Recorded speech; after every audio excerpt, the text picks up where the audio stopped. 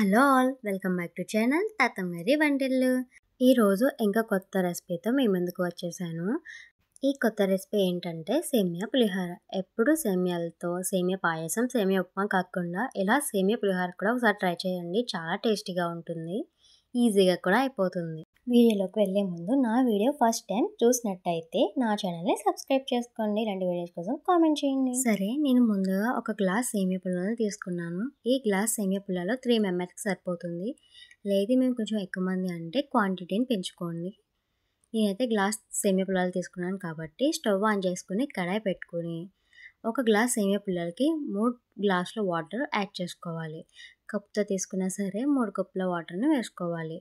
ఇలా వాటర్ వేసుకుని మన టేస్ట్కి తగ్గట్టు సాల్ట్ కూడా వేసుకోవాలి, ఆయిల్ కూడా వేసుకోవాలి. ఆయిల్ వేయడం వల్ల సేమియాలు పొడిపొడిలాడుతూ వస్తాయి. అలాగే పసుపు కూడా వేసుకుని మూత పెట్టుకుని మరిగించుకోవాలి. ఈ గ్యాప్లో తాలింపు దినుసులు రెడీగా పెట్టుకోవాలి. ప్లేట్ తీసుకొని పల్లీలు, పచ్చిశనగపప్పు, మినపగుళ్ళు, ఆవాలు, జీలకర్ర, ఎండుమిర్చి, కరివేపాకు, పచ్చిమిర్చి, జీడిపప్పు, నిమ్మకాయ రెడీగా పెట్టుకోవాలి. మూత తీసుకుని చూస్తే వాటర్ అనేవి మరుగుతాయి. వాటర్ ఇలా మరుగుతున్నప్పుడు మనం ముందుగా పెట్టుకున్న సేమియా పుల్లలను వేసుకుని బాగా కలుపుకోవాలి. కలుపుకోకుండా అలా ఉంచేస్తే సేమియా పుల్లలు అనేది ఉండల కింద కట్టేస్తుంది. అలా కాకుండా ఇలా బాగా మిక్స్ అయ్యేలా కలుపుకోవాలి. జస్ట్ 2 మినిట్స్ ఉంచితే సరిపోతుంది. మరీ ఎక్కువసేపు ఉంచినా సేమియా బాగా మెత్తగా అయిపోతుంది. అలా కాకుండా జస్ట్ టచ్ చేస్తే మనకి 80% ఉడికింది అనిపిస్తే చాలు. ఇలా 80% ఉడికిన వెంటనే స్టవ్ ఆఫ్ చేసేసుకొని మనం ఒక గిన్నెలోకి వేసుకుని వాటర్ అన్నీ ఫిల్టర్ చేసుకోవాలి. ఇలా వాటర్ ఫిల్టర్ చేసిన వెంటనే మన దగ్గర ఉన్న నార్మల్ వాటర్ని వేసుకోవాలి. అలా వేసుకోవడం వల్ల సేమియా పుల్ల అనేది బాగా మెత్తగా అయిపోకుండా పొడిపొడిలాడుతూ వస్తుంది. ఇలా సేమియా పుల్లలను చల్లారబెట్టుకోవాలి. ఇది చల్లారే గ్యాప్లో మనం తాలింపు వేసుకోవాలి. అందుకు ముందుగా స్టవ్ ఆన్ చేసుకొని కడాయి పెట్టుకుని 2 టేబుల్ స్పూన్ ఆయిల్ వేసుకొని ముందుగా మనం తాలింపు దినుసులు రెడీగా పెట్టుకున్నాం కదా, అవన్నీ 1 బై 1 వేసుకుని బాగా ఫ్రై చేసుకోవాలి. మనం ఎప్పుడైనా తాలింపు వేసేటప్పుడు ముందుగా పోపులు అనేవి బాగా ఫ్రై అయ్యాకనే వెజిటేబుల్స్ అంటే పచ్చిమిర్చి, కరివేపాకు అలాంటివి వేయాలి.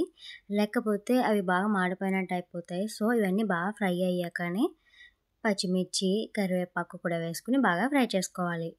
పచ్చిశనగపప్పు నేను ఇందాక వీడియోలో చూపించడం మర్చిపోయాను. పచ్చిశనగపప్పు కూడా ముందే వేసేసుకుని బాగా ఫ్రై చేసుకోవాలి. పల్లీలతోనే వేసేసుకుంటే అది కూడా బాగా ఫ్రై అవుతుంది. ఇవన్నీ బాగా ఫ్రై అయ్యాక మనం చిటికెడు పసుపు కూడా వేసుకోవాలి. ఆల్రెడీ వాటర్లో వేసాం కదా, అక్కడ ఏమైనా తక్కువ అనిపిస్తే ఇక్కడ కొంచెం ఎక్కువ వేసుకోవచ్చు. లేదు సరిపోతుందంటే జస్ట్ చిటికెడు సరిపోతుంది. ఇవన్నీ వేసుకుని బాగా ఫ్రై చేసుకోవాలి. ఇంగువ ఇష్టం ఉంటే ఇంగువ కూడా వేసుకోవచ్చు. నాకు ఇష్టం లేదు సో స్కిప్ చేశాను. ఇవన్నీ వేసాక పచ్చిమిర్చి, కరివేపాకు కూడా వేసుకుని బాగా ఫ్రై చేసుకోవాలి. ఇవి బాగా ఫ్రై అయ్యాక స్టవ్ ఆఫ్ చేసుకోవాలి. మనం ముందుగా చల్లారబెట్టుకున్న సేమియాన్ని మనం కొంచెం పెద్దగా ఉన్న ప్లేట్లోకి వేసుకొని ఈ తాలింపు కూడా ఆ సేమియాలోకి వేసుకుని 2 బాగా మిక్స్ అయ్యేలా పైన కలపాలి. మరి గట్టిగా కలిపితే సేమియా అనేది మెత్తగా అయిపోతుంది. ఇలా బాగా పైన కలుపుకొని బాగా మిక్స్ చేసుకోవాలి. ఇదంతా బాగా మిక్స్ అయ్యాక మనం ముందు కట్ చేసి పెట్టుకున్న నిమ్మకాయ రసాన్ని కూడా వేసుకొని బాగా మిక్స్ చేసుకోవాలి.